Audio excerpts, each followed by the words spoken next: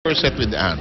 In terms of attacks, hindi naman nalalayo yung Arellano versus Adamson. In fact, in terms of blocking, lamang pa nga itong Arellano. But you know what really made the difference is that if you look at the number of errors, 8 here for Arellano, 3 lang yung sa Adamson. Yes. This is what you mentioned earlier. Adamson isn't really doing much. They didn't do much in the first set. They were just steady. Itong Arellano lang they need to find, a more fluid movement inside the court with less errors. Yes, and they had too many errors of their reception. They would toss it into the net. In the meantime, Benting slams it into the net. We welcome you to the second set. Seb Sarmenta and Andrew Mulia here, together with all of you. Glad you could join us for the Shakey's V-League. Those watching on the stream as well, we hope you're enjoying. 1-1, second set. Oh, Soriano is jammed at the net. Now the errors seem to be coming from the side of Adamson. Isang service error, isang attack error. Alam mo, ang trick sa Adamson, i-frustrate mo eh. Yung sisirain mo yung laro nila, yung patrabahuhin mo yan. Kasi pag hindi mo pinatrabaho yan, hindi ka mananalo. Kailangan patrabahuhin mo yan. In the meantime, that was mishandled. 3-1 is the current count. And basically a second unit as Arellano tries to work with the Mikasa official ball of the Shakey's V-League. They've changed their roster. In fact, you were right. They tried to work with a much taller lineup, but a bit more of the starting 6 rather really is on the floor. Here's Tikar, set up for Balsed, rushed against the block. And at this point, everything is just really working well for Arellano. There you're in front for 1. Control of the serve as well. Ito may tulog itong Adamson, may slumber ito eh. Pag ito tinamad, may moments din ito pag when their game is off.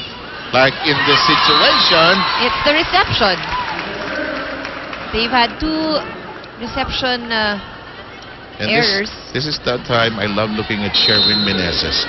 Ano reaction niya? Yeah, he's thinking right now, what am I going to tell these girls who are still in euphoria over that first set?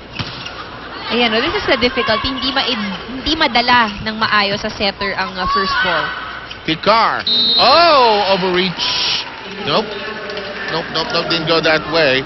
He'll go the Adamson way instead. Looked like Pao Soriano was high up over the net. Well, Tikar is actually a back row setter. Lumagpas ang kamay sa net. Kaya naman pala. That's the perfect call for that. Shakey's for fun, family, and pizza. It's got to be Shakey's. Balse sends it to Benting. Pineda. Sagod.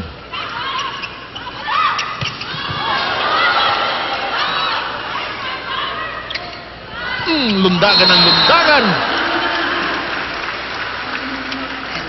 To say, Makatuno tried to find ways to let all her attackers in the front row get a touch on that ball. I agree.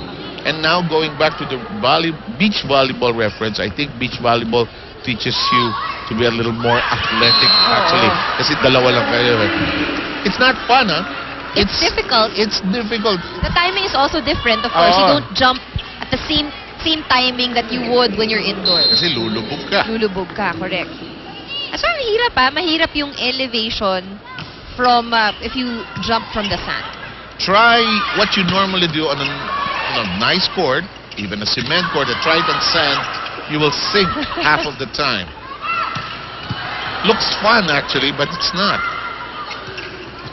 Oh, Tikar! Saka titibay yung calf muscles mo. Titibay yun. I think, but beach volleyball is still fun. It's just a little bit more difficult. Dahil bukod dun sa hirap ng paggalaw ng court, meron ka pa dyang hangin. May araw, may buhangin. So all of these things come into play. Lalo na yan, galit na galit si Haring Araw. Sagun thought it was over. Tikar. Sagun missed it. It's in the air. Pineda. We will take a while here. Nice back set. Huli, however. Isa pang palo. Third shot. 3 chances only. Push it over. Benting like a wall. Pineda. So look at this. Palo. Credit to Benting though.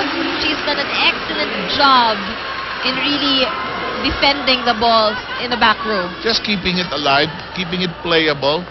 Just like hitting the wall, actually. And Benting also physically, she's matured and has grown a little more muscular than in previous years.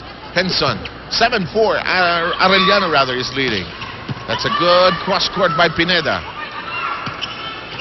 Ooh, outside.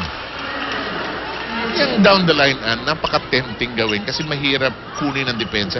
Pero gamble yan down the line. It is a gamble. And normally, attackers love doing the down the line attack. Pag alam nilang setter yung nagbablock sa kanila in front. Okay. Normally, mas maliit yung setter. Mas maliit. Oo. Okay. Kaso lang, you have to be very precise when you hit the ball because very small area lang you're playing with. In the meantime, 8-5 as Arellano hits the technical timeout barrier first this time around.